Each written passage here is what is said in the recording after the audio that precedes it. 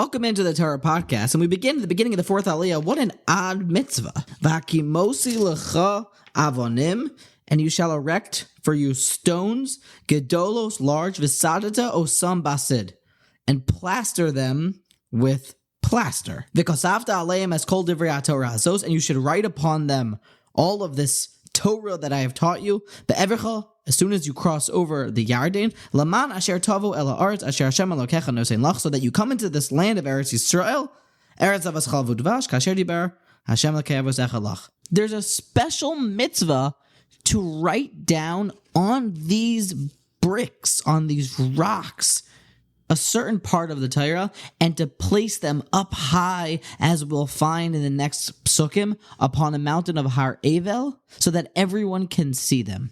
It wasn't enough just to write a Sefer Torah.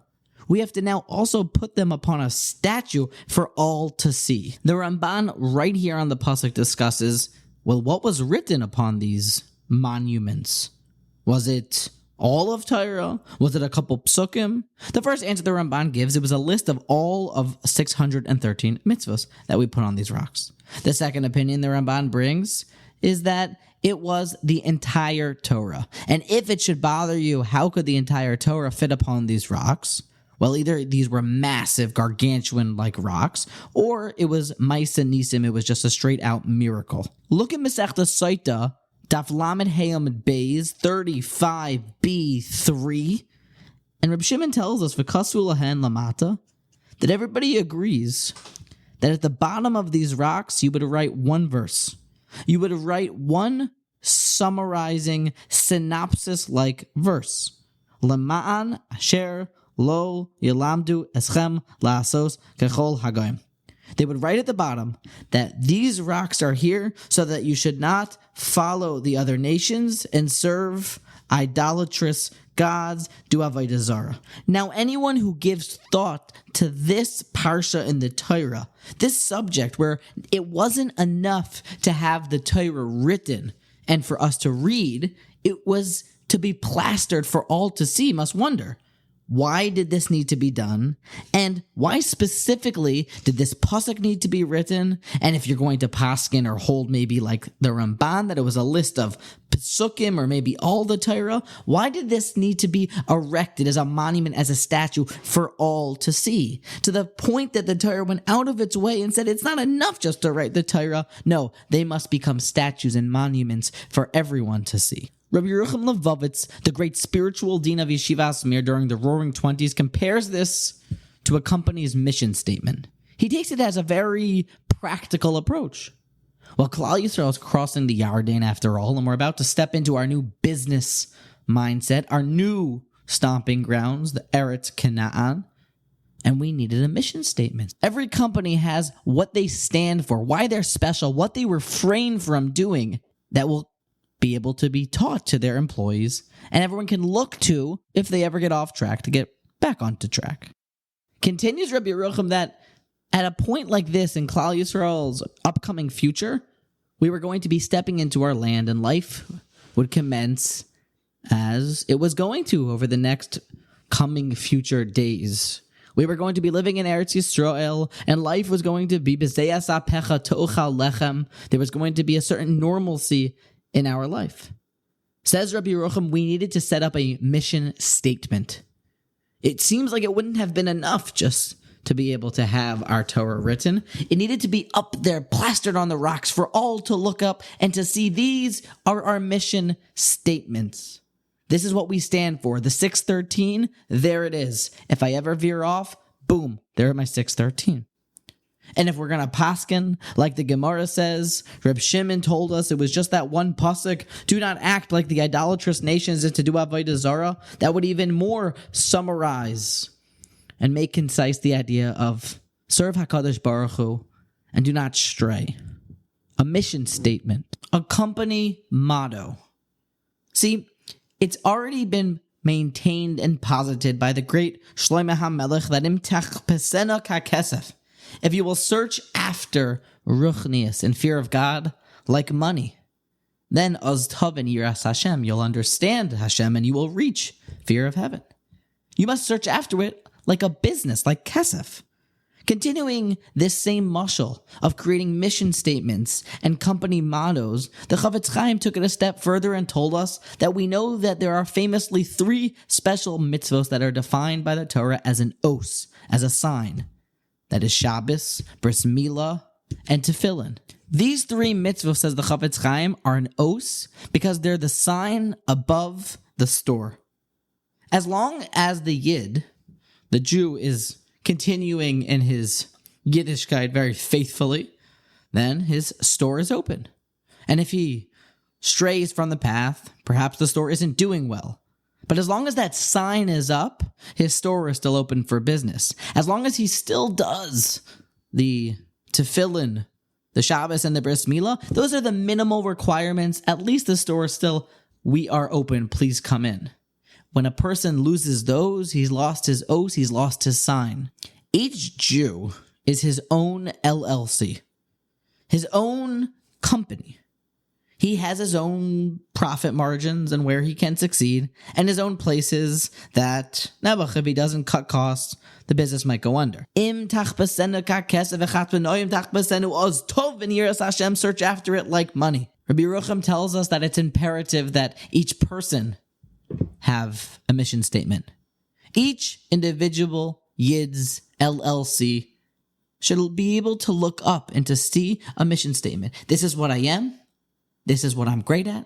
This is where perhaps I could go wrong, and that can continue to bump us back on track. This is what we call, or the Bali Mussar call, a cheshbon hanefesh, an accounting, an analysis of what am I, what am I good at, and what do I need to strengthen. The Mesilas Yesharim in Parak Beis tells us that the Yetzer Hara's main trick is to never let us make this accounting, to never let us think of to know thyself, to understand what am I and what do I need to do. Ki yodeahu, because he knows. She'elule hayasamim libam, if a man would think, if he would place his mind upon his actions for a second, kimat, it's as if now, kat al darchem, he would begin right now to stop his ways. Vadai shemiyad hayu maschilin lihinachem imasayim. It for sure that he will forsake his path and he will do well in life. It all is about the cheshbon hanefesh and making an analysis of where you are in life and what you need to do, creating this company's slogan and this mission statement. It's so important that the Yetzer Hara convinces us that this is for the scholars, for the upper class, for the Gedolei Olam. But no, this is not true. This is for the beginners. This is for the beginners, those that want to embark upon the path of righteousness. Step 1 is to make this accounting. Reb Chaim Volozhin, the great Rosh Yeshiva of Yeshivas Volozhin, said that there's something called Iker and Tafel, a main and a secondary. And we know that that applies in certain areas of making brachos properly. We often only bless the Iker, and we can pater, exempt the Tafel in the bracha. But in our fight against the Yetzer Hara, or more specifically, the Yetzer Hara's fight with us, he often dangles the tafel, the secondary fight, in front of our eyes so that we will forget and not look where the Iker, the main fight, should be. We can liken this to that horrible and treacherous day where the health inspector shows up at a camp and a new young counselor has been volunteered to show him around to make sure there are no electric strips or circuit breakers, blenders, or microwaves inside the bunkhouse that are all prohibited. He'll show him around and say, see, there's nothing in the bunkhouse. Knowing that maybe in the back room there was an illegal microwave, he'll bring him past that room and say, no, that's nothing. That's just the back laundry room. No need to go in there. The Yetzer Hara can make us involved with so many different negative things and distract us, and even ma'alos, mitzvos, and Torah, but all to keep us from looking in the room that we need to. All from making the cheshbon, the analysis of what am I, what do I struggle with, and what do I need to do? Ma chovaso ba'olamo, what is my obligation today? The cheshbon hanefesh can be made in the bathroom, in the shower, when you're walking to work, when you're walking to yeshiva, but all it takes is 30 seconds of thought. Just thinking about our actions. Klal Yisrael was commanded to erect these monuments this monument of a thesis statement of don't serve avodah zarah and don't go in the idolatrous ways, instead serve Hashem. Or if we learn like the first opinion of the Ramban, all of the 613 mitzvahs are there as our thesis statement, mission statement, business motto, something that we can look to if we ever get distracted. It would be in your best interest, as every Baalei Mussar that's ever lived, to make an accounting. Because the second that you make an accounting, you know what your mission is. You now know what you must do. Ramchal Alain, at the beginning of his Mesilas Yeshar and perhaps his magnum opus, opens with his thesis statement, Yesoida Chasidus V'Shayrash Ha'avoda Hatemima. What's the point of life? What should a Jew be working on? She is Barer V'Yisametz. He should clarify and make true. Eitel Ha'adam, in the mind of a person, Machal Asoba Olamo. What is my job? What is my personal responsibility? For the Yetzer Hara could make us for 70 years work and toil in Torah and mitzvos, but never let us see the Iker. Never let us find the microwaves and power cords hidden in the back laundry room. Klal Yisrael could not take one step inside of Eretz Yisrael without these massive boulders plastered with our business motto, above on a mountain for all to see. What shall we say 3,000 years later, stuck in a foreign land and been in exile for thousands of years? Therefore, concludes Rabbi Yerucham, it would only make sense for us to plaster our mission statements on our company's walls and inside of our houses so that we can remind ourselves of our job in life. This way we will define, clarify, and then conquer.